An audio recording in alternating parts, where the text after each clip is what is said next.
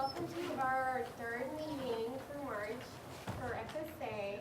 And so if you look at our agenda, I would go real quick over the announcements and things like that. And so for next month, we're having an upcoming conference in Lubbock, Texas. So if anybody's interested for that, let me know so we can sign you up. And so we can plan out a social meeting, something like that, a social get-up, I think. And we'll have ice cream and sprinkles and talk about the agenda and structure of that thing. And then, so to be a qualified member, I'm going through puberty. Okay, much better. To be a qualified member for FSA, you need to have your credits for fundraising and volunteering. And for that, you just need one of each. So just to get one out of the way for fundraising, you can pre-order a shirt real quick, and that will count as a credit.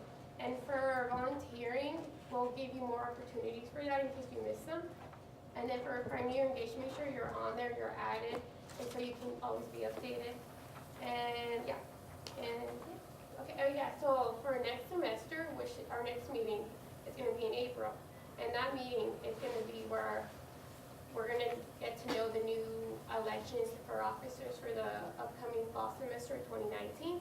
And so if you guys are interested in for a leadership position, if you have a question about it, I'm more happy to answer about that too. And the forms are right here. And today we have 2 guest speakers. And so let's give them our attention. Would you like to present? Yeah.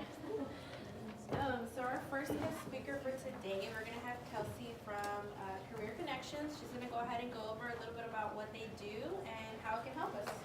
Thank you. Yay! And so on your way out, you can definitely pick up one of these handouts. It basically goes over some of the services we provide at the Career Connection Center.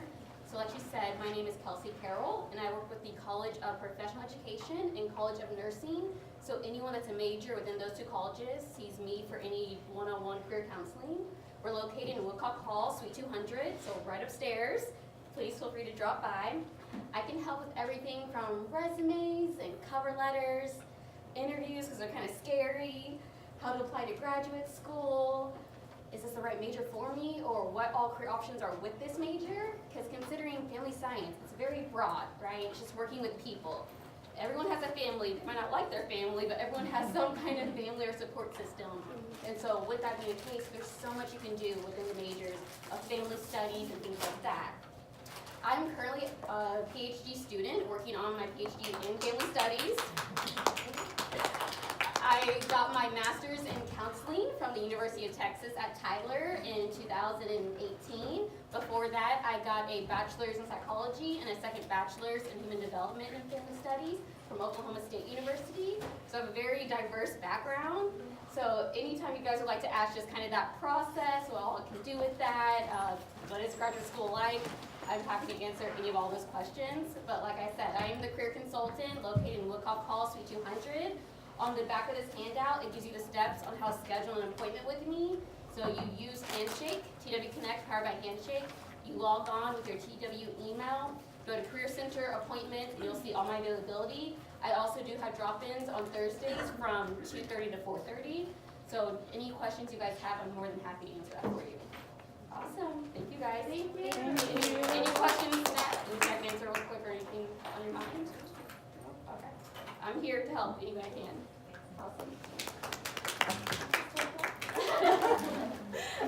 Our next guest speaker is going to be Yamuna, and she is from the Children's Advocacy Center here in Denton, Texas. So she's going to come on up. Thanks. And it's a mouthful. Every time I say that on the phone or like recording my voicemail, it was a challenge. How many of y'all have heard about the Children's Advocacy Center for Denton County? About a third of the room, kind of, sort of. What have you heard about it? Through FSA, we did National Adoption Day, and I know that you guys were present to help out with that. Awesome.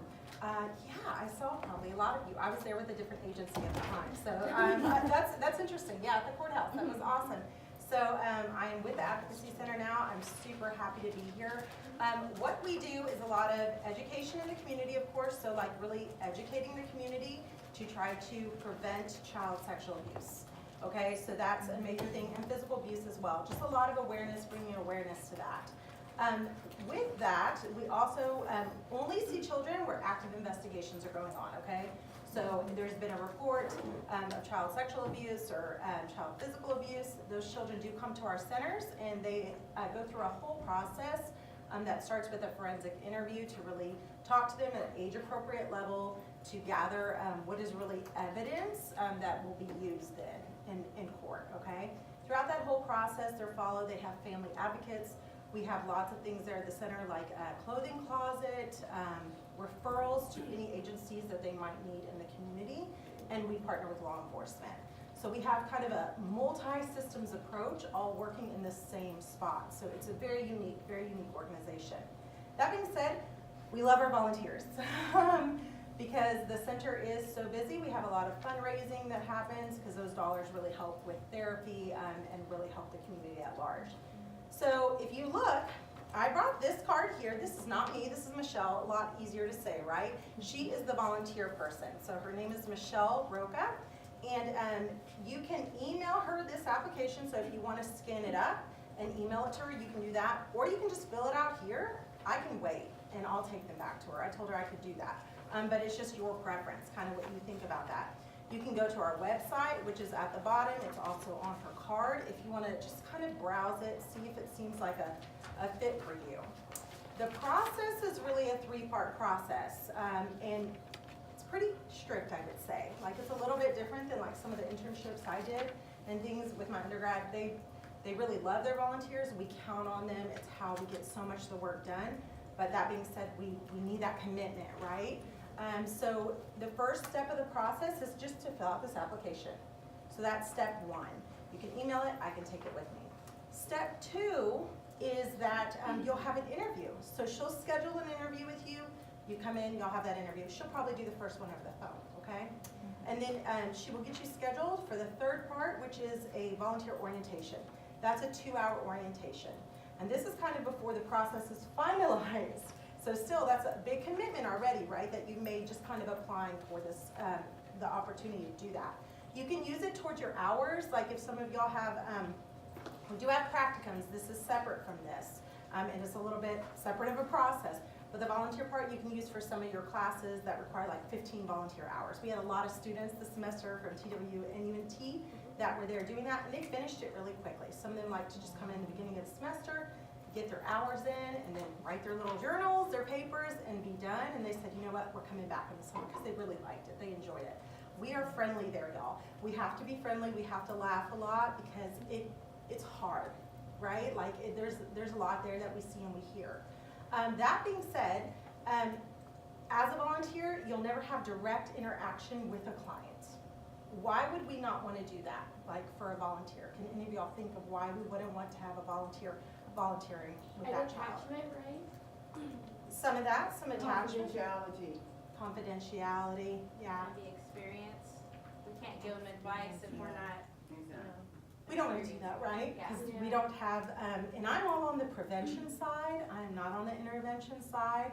Specifically for that reason, I know kind of what my heart can handle, and so I'm on the prevention side. And I'm a family studies major, y'all. I got my undergraduate and my graduate degree, both at the university over the way, but I believe great right now.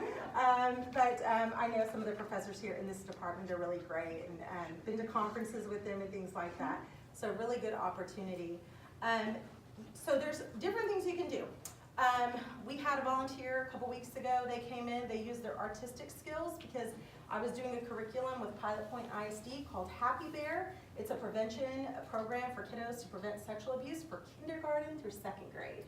So what that volunteer did is she helped to draw the bathing suits that we would go get laminated to hold in front of the bear to show the kids that we cover our private parts, okay? Our penis and our vagina, this is what's covered because these are private and we don't touch them. So it's something as simple as that where it's like you're doing the coloring, but it's so important. Those bathing suits look so great. She designed them all. I was like, you're a designer. They were really cute, ruffles and everything like that. That's one simple thing. A lot of envelopes, yeah, that's always part of like a volunteer thing. We need to send out those thank you letters to those donors that contribute those dollars that really help that organization just keep it going and thriving. We have people help in the clothing closet to arrange the clothing. We don't take any new or used clothes. All the kids that come there, or the families, because we'll give them to the families too if they need clothing, they are receiving brand new clothes with tags on them. So these are all donations that are given. Sometimes, if you flip, you can look on the application page, and it's the back of the first page. There's, no it's not, it's on the first page, I lied. So there are kind of different things you can specify there that you would like to do for volunteering. And you can just kind of check what sounds good to you. But if y'all have specific questions about other volunteer opportunities, there's so many things. Those are just kind of the major ones I think of. Right now we had that same student. She just switched majors too, y'all. She was family studies, she switched to biology. She's a freshman, so she's 19, but she switched over to biology, but she still stayed at the center because she believes in it. So she was like, even though I switched, that's okay. We do have a new requirement that all of our volunteers have to be 21 years of age and older. Is everyone 21 years old in this room? Anyone younger? I know I'm older, y'all. Okay, so 21 and up, but if you have even like friends that are a little bit younger and they're looking for opportunities, you can pass this along to them if it's not the right fit for you. Because it's not the right fit for everyone. And you'll learn a little bit about that in the volunteer orientation. That's 2 hours. Some of it can be triggering, you know. You see kiddos coming in. If a kiddo's at our center, why are they there? So just right, we know why they're there. There's only one reason they're there at our center. Yeah, so that can just kind of be a little bit hard. Even if you're not actively there with the kiddo, just seeing them kind of in the hallway or hearing a child in the next room, that can be kind of triggering. So it's good to kind of keep that in mind. Any questions about the process or about other opportunities? Yes, ma'am. You did mention about practicum. Yes. So that would be, I signed up, but I was gonna ask about the practicum. Okay. More so than the volunteering. So that would be not under Michelle, but someone else?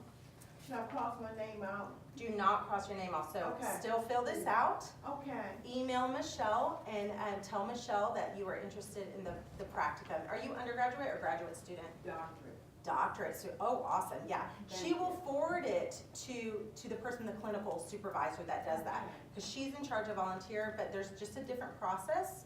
It's more intensive, of course, because there's a lot of counseling students, social work students that really want to be there for the practicum. They get so much experience there, and it's a little bit different when we're thinking practicum versus Okay. volunteer. Okay, Okay, there is thank you. some interaction that you'll see.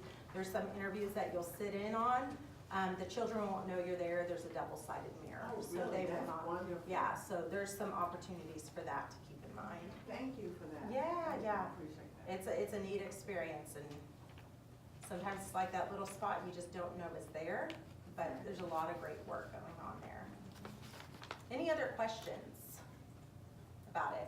I'm a talker, y'all, and a listener, so I can keep going. We appreciate it. I will tell you, we hold our the orientations like quarterly, but we do one in the summer too.